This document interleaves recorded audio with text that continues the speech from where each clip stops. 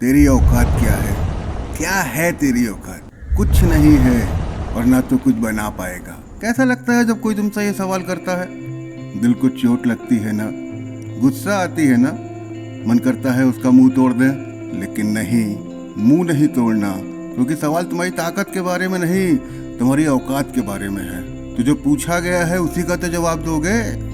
जब गांधी जी को टीसी ने ट्रेन के डिब्बे से बाहर निकालकर उनकी औकात दिखाई थी, तब उनको भी बहुत गुस्सा आया था, लेकिन उन्होंने अपना गुस्सा जाया नहीं किया, उसे नींव बनाया अपनी आज़ादी की लड़ाई का, अपनी ताकत बनाया और उस ताकत के दम पर उन गोरों को हिंदुस्तान से बाहर निकाल कर अपनी औकात दिखाई।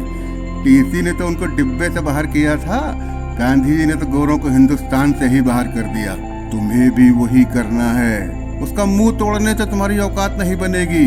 उसने तुम्हारी बेइज्जती करी है, उसने तुमको चैलेंज किया है, उससे तुमको मोटिवेट होना है। वो तुम्हारा वेल विशर तो नहीं है, लेकिन उसने तुमको आगे बढ़ने की प्रेरणा दी है तो वो तुम्हारा दुश्मन, लेकिन उसने तुमको तुम्हारी जिंदगी का रास्ता दिखाया है।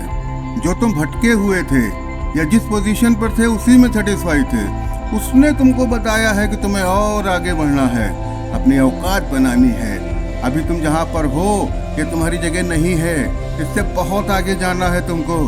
तुम्हें तो उसको थैंक यू बोलना चाहिए, लेकिन उसके सामने जाकर कुछ ना कहना, क्योंकि वो तुम्हारा मजाक ही बनाएगा। अपने मन में उसे थैंक यू बोल देना, लेकिन बेइज्जती तो हुई है, तो क्या उसे ऐसे ही छोड़ दिया जाए? नहीं, छोड़ेंगे नहीं। उसने मेरी औकात पूछी है ना, तो औकात तो बताएंगे उसको। मेरी बेइज्जती हुई है, इसका बदला तो जरूर लूंगा, लेकिन कैसे? उसको मार पीट के? नहीं, मार दिया तो गुस्सा खत्म, फिर कोई आग बचेगी ही नहीं जो तुमको आगे बढ़ा सके। आगे बढ़ने के लिए आग बहुत जरूरी होती है। बाइक के स्पार्क प्लग से चिंगारी निकलती है तब वो आगे बढ़ती है, रॉकेट से आग निकलती है तब वो ऊपर उठता है। तो उस आग की मदद से तुमको भी आगे बढ़ना है, अपनी औकात बनानी है। उसने सोते हुए शेर को जगाया है। जंगल में जैसे शेर अपना साम्राज्य बनाता है और फिर उस पर राज करता है, वैसे ही तुम्हें भी अपना साम्राज्य बनाना है, उस पर राज करना है। मेरी गवाही मैं नहीं, मेरा वक्त देगा।